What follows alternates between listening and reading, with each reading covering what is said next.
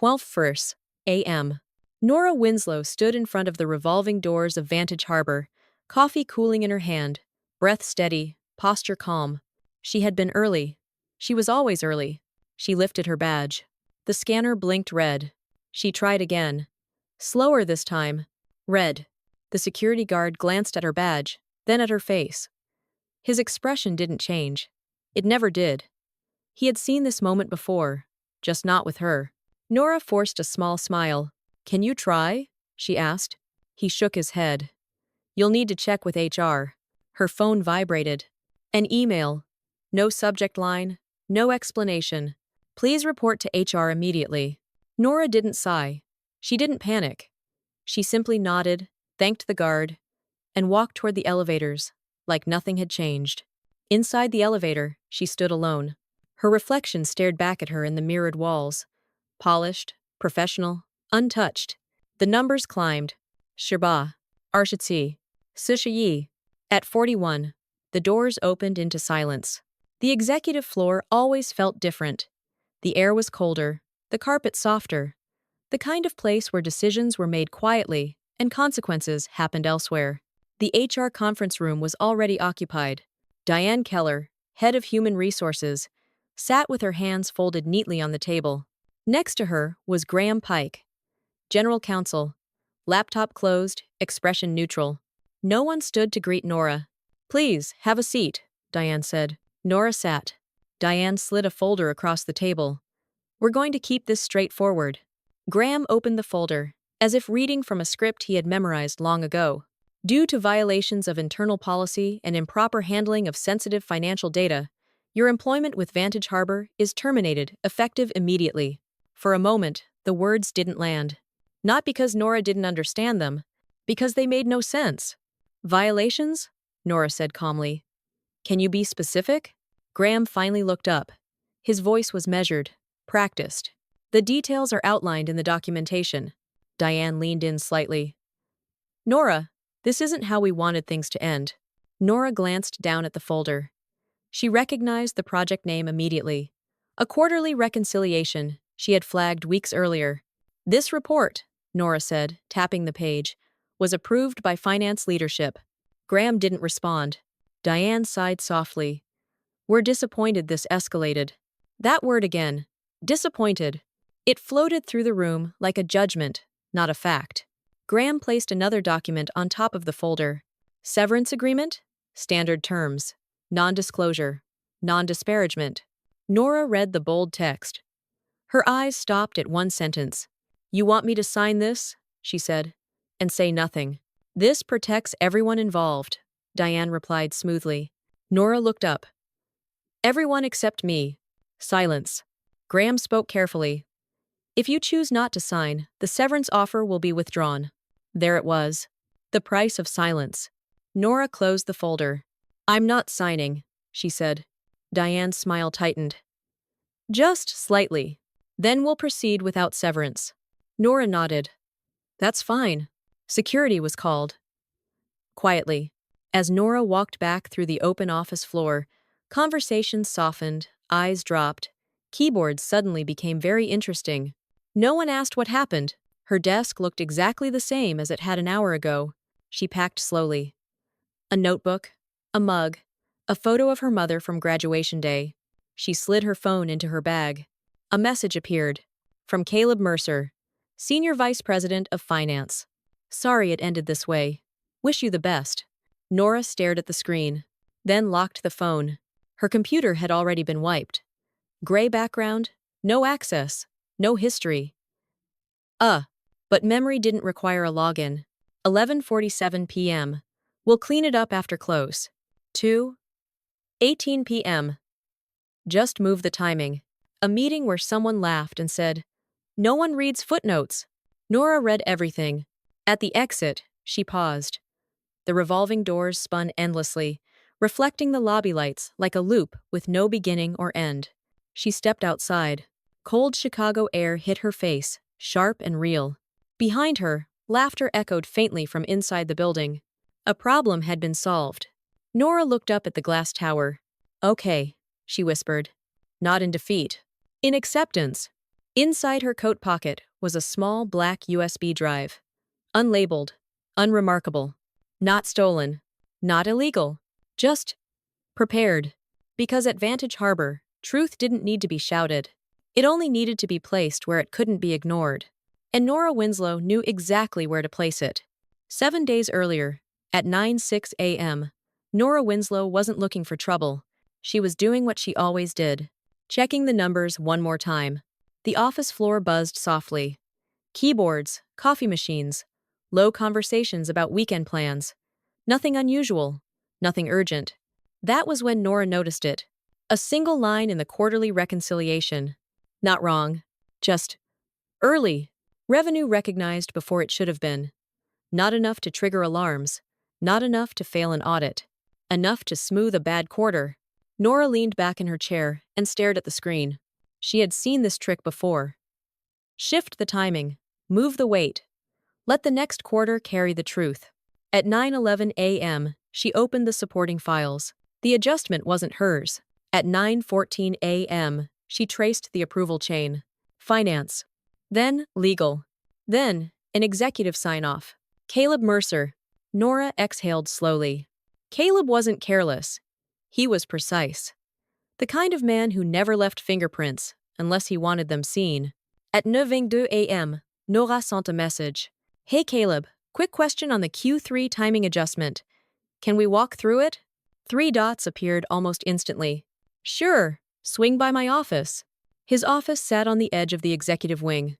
Glass walls, frosted doors, transparency that felt performative. Caleb smiled when Nora walked in. Warm. Relaxed. Nora. What's up? Nora. She didn't sit. The revenue pull forward, she said. It shifts recognition into this quarter. Caleb nodded. Yes. That puts us out of alignment with policy. Caleb leaned back. Temporarily. Nora held his gaze. Policy doesn't have a temporary setting. Caleb chuckled softly, like she had made a joke. Look, he said, lowering his voice. The board wants stability. This keeps things smooth. Legal reviewed it. Legal reviews risk, Nora replied. Not accuracy. Caleb stood up, walked to the window, looked down at the city. You're very good at your job, he said. That's why I trust you. Trust. That word always came right before pressure. We're not changing the total, he continued. Just the timing. We'll reverse it next quarter. And if next quarter doesn't allow it? Nora asked. Caleb turned back to her. His smile stayed, but something behind it hardened. Then we'll handle it, he said. That's above your pay grade. There it was. Nora nodded once. I'll need written confirmation. Caleb blinked. Just a fraction too slow. Of course, he said. I'll loop in legal. At 12:03 p.m., the email arrived. Short, polite, vague. Approved as discussed. Timing adjustment aligns with management discretion. No details. No names beyond his. At 1:40 p.m., Nora forwarded the email to her personal archive. Not external, not illegal. Just careful. Over the next few days, the pressure increased quietly. A meeting moved without her. A document locked after her comments. A joke in the hallway about overthinking. At 4:55 p.m. on Thursday, Diane from HR stopped by Nora's desk. Everything okay? Diane asked, smiling. Why wouldn't it be? Nora replied. Diane tilted her head. You've been very thorough lately. Nora returned the smile. That's my job. Diane lingered a second longer than necessary, then walked away. At 7:18 p.m. that night, Nora sat alone in her apartment, laptop open, city lights blinking through the window. She replayed the week in her mind. The timing, the silence, the approvals that protected everyone except the person closest to the numbers. That's when she understood. They weren't fixing a quarter, they were building a buffer. And buffers always needed a release point. At 11:52 p.m., Nora copied one final file onto a small black USB drive. She labeled nothing. She shut down the laptop and sat in the dark. 7 days later, her badge would stop working. But tonight, she already knew. The meeting appeared on the calendar at 8:03 a.m. Not on Nora's. She found out by accident. At 9:17 a.m., she walked past conference room C and noticed the glass walls were fogged. The room was full. Too full for a routine check-in. Caleb was there. So was Diane. And Graham. Nora slowed her steps, just enough to look without looking obvious. On the screen inside the room, she saw the title slide. Q3, Risk Review. Executive Session. Executive Session. No analysts, no note-takers, no witnesses. Nora kept walking. At her desk, she refreshed her calendar. Nothing. No invite, no decline. No explanation. She opened her email. Still nothing. At 9:29 a.m., her phone buzzed. A message from a junior analyst. "Hey, are you in the Q3 risk meeting?" Nora typed back. "No. Why?" 3 dots. Then, nothing. By 9:42 a.m., the message had been deleted. Nora leaned back in her chair and stared at the ceiling. That was when the pattern locked into place. You don't remove someone loudly. You remove them quietly. At 10:11 a.m., Caleb walked past her desk without stopping. "Nora," he said casually, "can we sync later today?" "Sure," she replied. "About what?" He smiled. "Alignment." The word landed heavier than it should have. At 2:26 p.m., Nora finally received an email. Subject: Documentation follow-up. From legal. Please provide all supporting materials related to the Q3 reconciliation process by end of day. No greeting. New context. Just a deadline. Nora read it twice. They weren't asking for clarity. They were collecting liability. At 2:41 p.m., she forwarded the email to her archive. At 3:05 p.m., Diane appeared again. "Quick check-in," Diane said, leaning against the desk. "You seem a bit tense." "I wasn't included in the executive risk meeting," Nora replied. Diane nodded slowly. "That was more strategic." "Strategic about my work," Nora said. Diane smiled. "Sometimes leadership needs space." Space. Another word that sounded harmless until it wasn't. At 4:18 p.m., Caleb finally called her into his office. He closed the door this time. "Nora," he said, sitting across from her, "I want to be very clear." She waited. "This situation requires flexibility," he continued. "The board is sensitive right now." "I asked for written confirmation," Nora said. "I followed instructions." Caleb nodded. "And we appreciate that." There it was again. Appreciation without protection. However, he added, some of the documentation could be interpreted unfavorably. Nora's voice stayed steady. "Interpreted by whom?" Caleb folded his hands. "A name," Nora repeated. Caleb met her eyes. "You're closest to the process." That was the moment. Not the accusation. Not the threat. The math. They didn't need her guilty. They needed her available. At 6:02 p.m., Nora returned to her desk. Her access to 2 folders was gone. At 6:14 p.m., comments she had left on a shared document were marked resolved by someone else. At 6:47 p.m., she realized she had already been erased from the narrative. At 8:31 p.m., the office lights dimmed automatically. Most people had gone home. Nora stayed. She reopened her files, reread emails, cross-checked timestamps. Every approval, every meeting note, every subtle handoff of responsibility. At 10:56 p.m., she created a new folder, not on the company drive. On her mind, because now she understood the real meeting she hadn't been invited to. It wasn't about risk. It was about sacrifice. And Nora Winslow had just been nominated.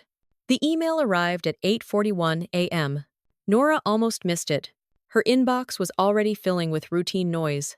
Status updates, calendar reminders, polite requests that said nothing and meant less. This one looked the same. Subject: Q3 Final Review. No urgency, no warning. She opened it without thinking. At first, it didn't register. The language was careful, clean, corporate. Per our discussion, we'll proceed with the revised timeline as reflected in the attached materials. Please ensure documentation reflects standard process. Nora scrolled. Then she saw the CC line. It wasn't long, but it was precise. Caleb Mercer, Diane Keller, Graham Pike, And one name that shouldn't have been there. Hairs. Nora read the email again. Slower this time. Per our discussion. There had been no discussion. Proceed. She hadn't approved anything. Ensure documentation reflects standard process. That sentence wasn't instruction. It was a verdict. At 8:46 a.m., the follow-up arrived. Thanks, everyone. Let's keep this tight. No one replied. No one needed to. Nora leaned back in her chair and stared at the ceiling. This was it.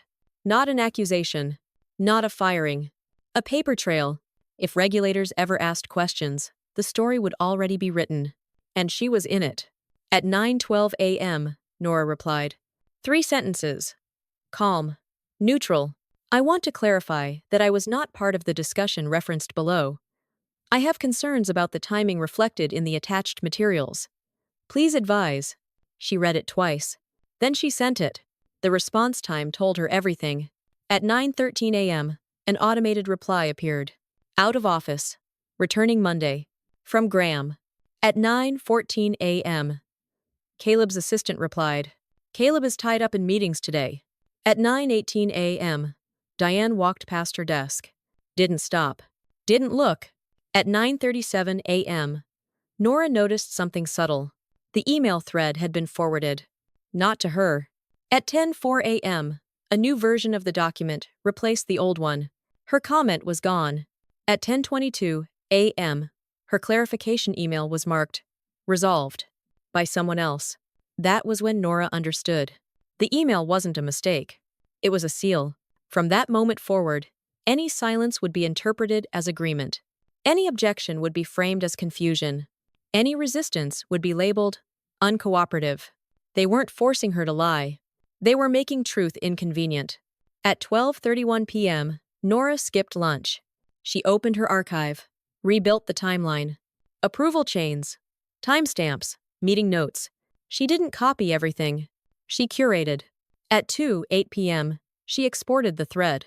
At 2:11 p.m., she saved the earlier versions. At 2:14 p.m., she added one more file. Her clarification email. Unanswered. At 3:56 p.m., Caleb finally called. Nora, he said, voice smooth. I saw your note. I wanted accuracy, she replied. You created friction, he said gently. Friction. The corporate word for conscience. This isn't about right or wrong, Caleb continued. It's about alignment. Nora said nothing. If you stay aligned, he added. This ends quietly. And if I don't? A pause. Then it gets complicated. At 4:22 p.m., the call ended. At 4:23 p.m., Nora unplugged her laptop. At 4:27 p.m., she walked to the stairwell instead of the elevator. She needed the steps, the silence, the time. By the time she reached the lobby, her decision was already made. She wasn't going to fight them today. She was going to let them finish. Because the best evidence is created when people believe the outcome is guaranteed. At 11:47 p.m. that night, Nora copied the final set of files onto the black USB drive. She didn't label it. She didn't encrypt it. She didn't need to. Truth doesn't need decoration. It only needs patience. Silence can sound like surrender. That was the mistake they made with Nora Winslow. On Monday morning, at 8:58 a.m., Nora arrived early. Earlier than usual. She placed her bag under the desk, opened her laptop, and reviewed the same files she had reviewed a dozen times already.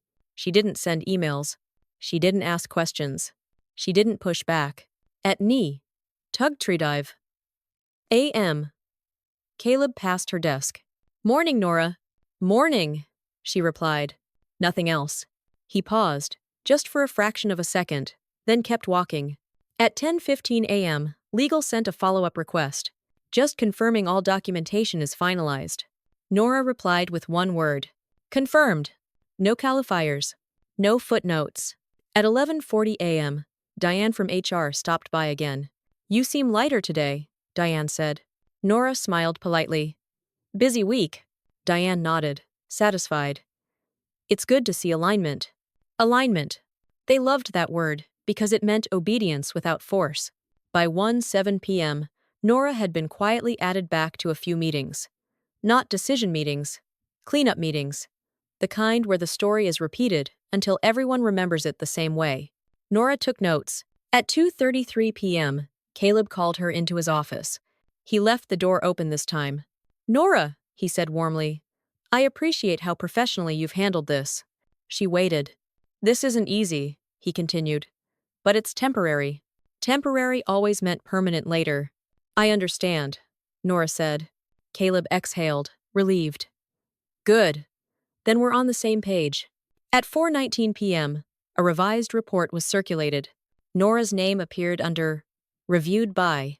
She noticed immediately. She said nothing. At 5:02 p.m., a junior analyst stopped by her desk. "Hey, I just wanted to say, I know this isn't on you." Nora met her eyes. "Be careful," she said softly. The analyst nodded and walked away. At 6:11 p.m., the office thinned out. The hum softened. That was when Nora worked best. She reopened her archive. She didn't add new files. She added context. At 7:46 p.m., she created a timeline. At 8:12 p.m., she linked approvals to calendar events. At 8:39 p.m., she aligned version histories with email headers. Nothing dramatic. Nothing illegal. Just clarity. At 9:54 p.m., she shut down her computer and stood up. As she walked out, she passed conference room C again. Empty now, lights off, chairs pushed in neatly. The room where she had never been invited. She smiled, because she finally understood something they didn't. They thought silence meant compliance. But silence, when chosen, is camouflage. And camouflage only works when the target feels safe. The board deck went out at 6:32 a.m. 42 slides, clean charts, calm language. The kind of document designed to reassure people who never touch the data. By 7:05 a.m., Nora had already read it twice. She didn't focus on the headlines. She read the footnotes. Page 19. A timing disclosure, buried under legal phrasing. Page 27. A variance explanation, softened by percentages. Page 34. A reference to management discretion, unsigned. Her name appeared exactly once. Reviewed by Nora Winslow. At 8:14 a.m., the executive assistants began moving quickly. Coffee trays, printed packets, quiet urgency. The board meeting was scheduled for 9 a.m. Nora wasn't invited. She wasn't supposed to be. At Auta, Suvitra Dive, a.m. Caleb stopped by her desk. "Big day," he said, smiling. She returned the smile. "I saw the deck." "Solid work," he replied. "You helped keep things steady." Steady. A word people used when the ground was already shifting. At 8:59 a.m., the boardroom doors closed. Inside, the story would be told once, confidently, without interruption. At 9:21 a.m., Nora received a calendar alert she hadn't set. Post-board alignment, 10:30 a.m. She stared at it for a moment. Then, she understood. They weren't afraid anymore. At 9:46 a.m., her phone vibrated. A text from a number she didn't recognize. "Are you in the building?" Nora typed back. "Yes." 3 dots. Then a name appeared. Evelyn Shaw. Independent board member. "I have a question about the footnotes," the message read. Nora didn't reply immediately. She stood up, walked to the window, looked out at the city. Then she typed, "I can meet." At 10:02 a.m., the board meeting ended early. That never happened unless something went wrong. At 10:09 a.m., Caleb exited the boardroom. His smile was gone. At 10:14 a.m., Diane rushed past Nora's desk without eye contact. At 10:21 a.m., Graham finally looked at her. For the first time in days, his expression wasn't neutral. At 10:28 a.m., Nora stepped into a small conference room on the 38th floor. Evelyn Shaw was already there. Late 50 seconds, sharp eyes, no laptop, just a printed page with yellow highlights. "You're Nora," Evelyn said. "Yes." Evelyn tapped the paper. "This line, the timing adjustment." Nora nodded. "It shifts revenue forward." "Who approved it?" Nora paused. Then she answered truthfully. "Management." Evelyn studied her. "And you?" "I documented my concerns." Evelyn leaned back. "They didn't include that." "No," Nora said. Silence. Then Evelyn asked, "Do you have support?" Nora reached into her bag and placed the black USB drive on the table. I have context, she said. She didn't open it. She didn't explain it. She let it exist. Evelyn nodded slowly. That will be enough, she said. At 10:47 a.m., Nora returned to her desk. At 10:51 a.m., an emergency executive meeting was scheduled. At 11:03 a.m., legal sent a company-wide hold notice. At 11:14 a.m., Caleb's assistant canceled all of his afternoon meetings. At 11:29 a.m., Diane closed her office door. At 11:46 a.m., Nora's phone buzzed again. Unknown number. Please remain available. Nora set the phone face down. They had believed the board wouldn't read the footnotes. They were wrong. Because it only takes one person who does. The message changed everything. Please remain available. No name. No explanation. At 12:02 p.m., the office felt smaller. Conversations stopped mid-sentence when Nora walked by. Doors closed a little faster. People checked their phones without reading anything. At 12:17 p.m., a legal hold notice appeared company-wide. Effective immediately, all documents related to Q3 reporting are subject to preservation. No emojis. No reassurance. At 12:29 p.m., Caleb's office lights were off. At 12:41 p.m., Diane's assistant whispered into a phone, then locked her screen when she noticed Nora nearby. At 1:06 p.m., an executive calendar update rippled through the system. Emergency session. Board and council only. Nora wasn't invited. She wasn't excluded either. She was suspended in place. At 1:22 p.m., Graham finally approached her desk. Nora, he said quietly, we may need to ask you a few clarifying questions later today. Of course, she replied. Please don't leave the building. I won't. Graham hesitated. And don't discuss this with anyone. Nora nodded. Understood. He walked away without another word. At 1:58 p.m., Nora's access was partially restored. Not enough to work. Enough to observe. Folders reappeared. Calendars unlocked. Names shifted. At 2:11 p.m., she noticed something important. Caleb had been removed from 3 approval chains. At 2:27 p.m., Diane's calendar went private. At 2:44 p.m., an unfamiliar name appeared in a meeting invite. External counsel. At 3:09 p.m., Nora was finally called in. The room was different this time. No HR smiles, no small talk. Graham sat stiffly. An older man with a gray tie sat beside him.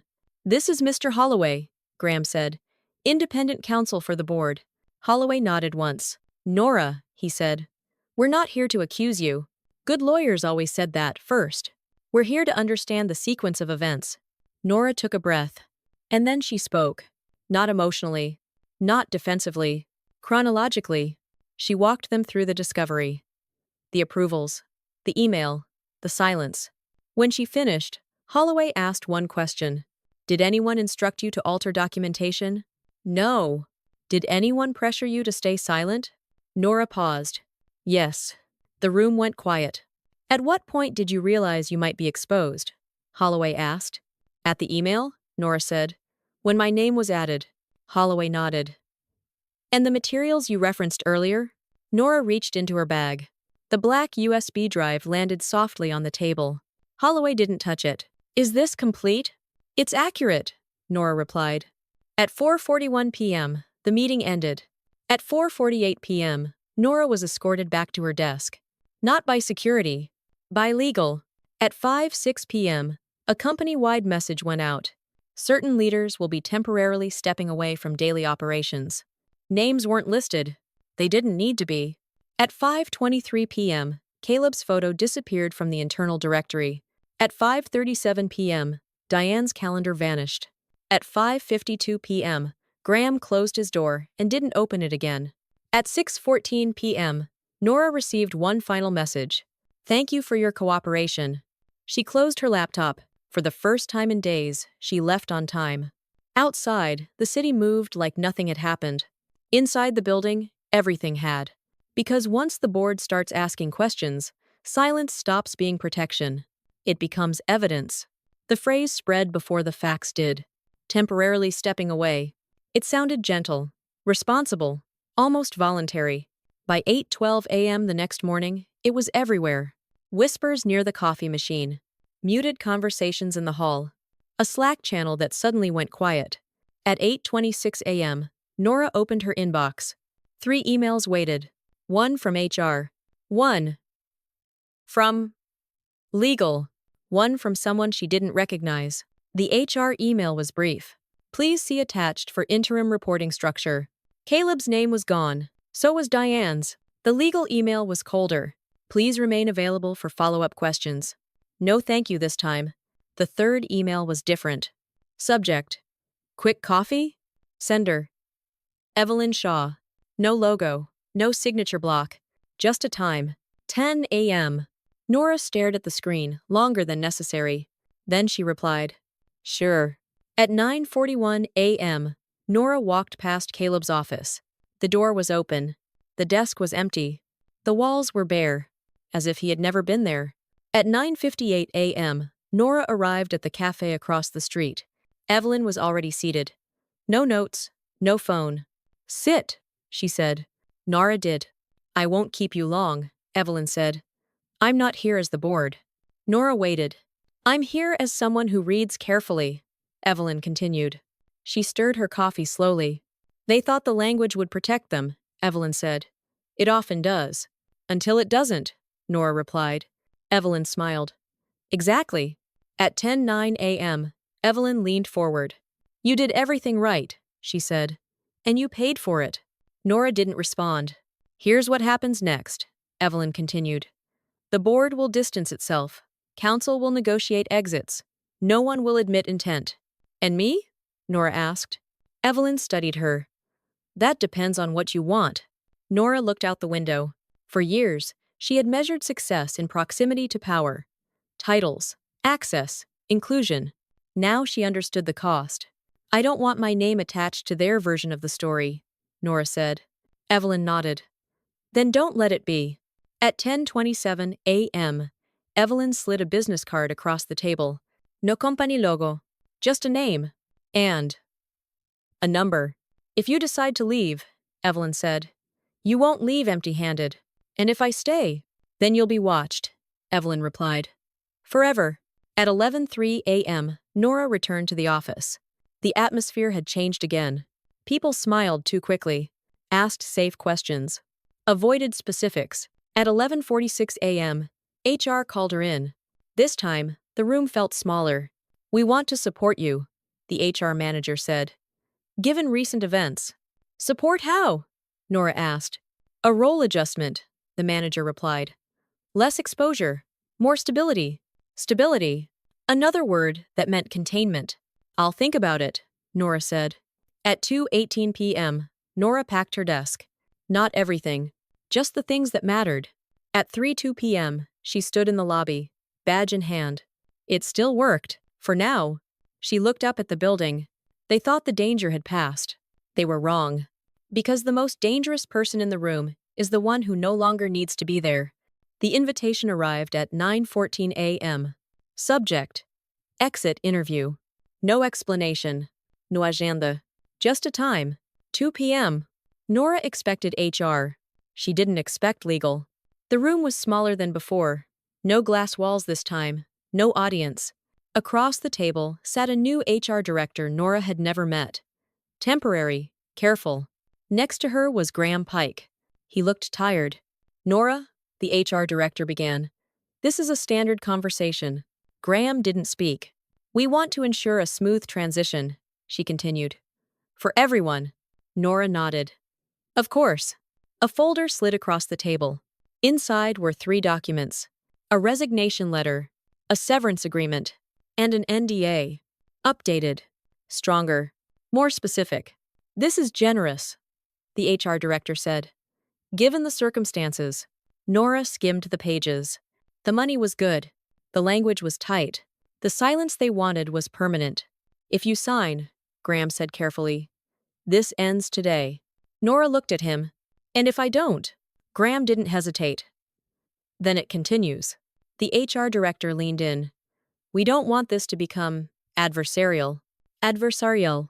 Another word that sounded neutral until you heard it often enough. Nora closed the folder. I have one question, she said. Of course, the HR director replied. Is this being offered because I did something wrong? Nora asked. Or because I did something right? Silence. Graham broke it. This is about minimizing exposure. Nora smiled faintly. That answers it. She pushed the folder back. I'm not signing today. The HR director stiffened. Nora, this is in your best interest. Not long term, Nora replied. Graham studied her. What do you want? Nora didn't raise her voice. I want my name removed from the report, she said. Publicly. The HR director blinked. That's complicated. So was what you asked me to carry, Nora replied. Graham exhaled slowly. Anything else? Yes, Nora said. I want written confirmation that my objections were documented and overruled. That could invite scrutiny, the HR director said. Nora met her eyes. Exactly. The room went quiet again. At 2:37 p.m., the HR director stood. We'll need to review this with the board. Graham didn't stand. He looked at Nora. You've changed the math. Nora nodded. I finally understood it. At 3:11 p.m., Nora walked out without signing anything. At 4:04 p.m., an internal memo was quietly updated. Her name disappeared from the Reviewed By section. At 4:29 p.m., Legal sent a revised summary to the board. Footnotes expanded. At 5:18 p.m., HR emailed again. We're prepared to revisit the terms. Nora didn't reply. She packed the rest of her desk. Not in anger. Not in haste. At 6:02 p.m., she turned in her badge. It still worked when she dropped it on the desk. At 6:17 p.m., she walked out of Vantage Harbor for the last time. No escort. No applause. Just air. Cold, clean, honest. Nora stopped on the sidewalk and looked back once. They had tried to buy her silence. They failed. Because silence is only valuable when you're afraid to speak.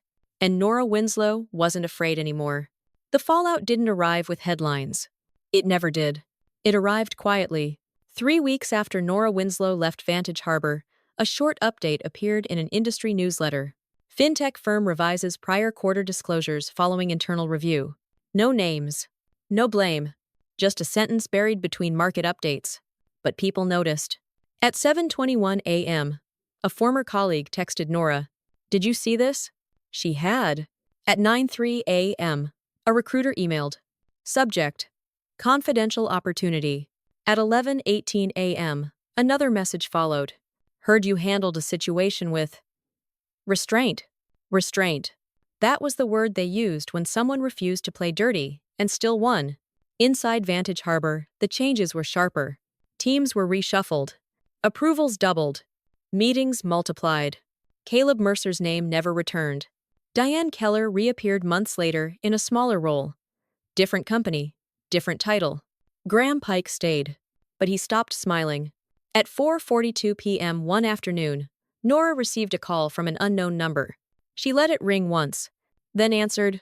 This is Evelyn, the voice said. Just checking in. I'm good, Nora replied. I thought you might be, Evelyn said. You didn't stay. No, Nora said. I didn't need to. There was a pause. You changed how they write footnotes now, Evelyn added. Nora smiled. That was never the goal. What was? Evelyn asked.